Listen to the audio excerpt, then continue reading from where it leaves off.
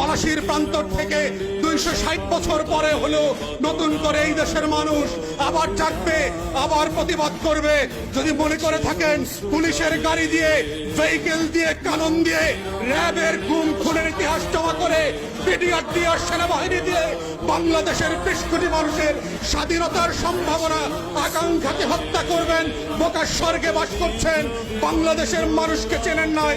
তারা নতুন করে যখন জাগবে, আওয়ামী লীগের কাফন কেনার টাকা পাওয়া যাবে না, কবর দেওয়ার মাটি পাওয়া যাবে না। সেই দিন আসতেছে, সেই দিনের প্রস্তুতি নেন। ফেরাউনদের লাশ কোন নদী থেকে ডুবুরিকে দিয়ে উঠানো হয় নাই।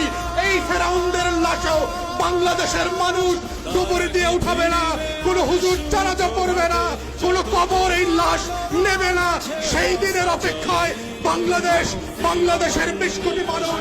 আমরা বারবার বলছি, আইয়ুব খান রাজতন্ত্র আমরা মানি নাই, ইয়াহিয়া খানের রাজতন্ত্র আমরা মানি নাই, শেখ পরিবারের রাজতন্ত্র মানি না, মানছি না এবং মানব না।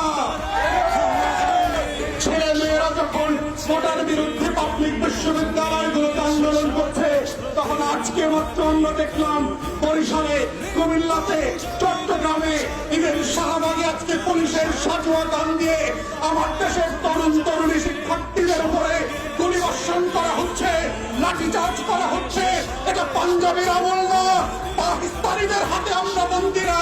এটা 190 বছরের জমিদারি শাসন না। যদি কেউ মনে করে থাকে বাংলাদেশে এখনো জমিদারের শাসন চলছে, ব্রিটিশ বেনিয়ারা বাংলাদেশ দখল করে রেখেছে, আমরা প্রত্যাখ্যান করছি এবং বলে রাখছি, বাংলাদেশে গণতন্ত্রের যে লড়াই হয়েছে, সেই রক্ত দিয়ে মুক্তিযোদ্ধারা বাংলাদেশ স্বাধীন করেছে, সেই বাংলাদেশ আমরা ফেরত আনবই আনবো। কোটা থাকবে না, ইদার শেখ পরিবার, হাসিনা থাকবে, না হয় বাংলাদেশের 20 কোটি মানুষ থাকবে।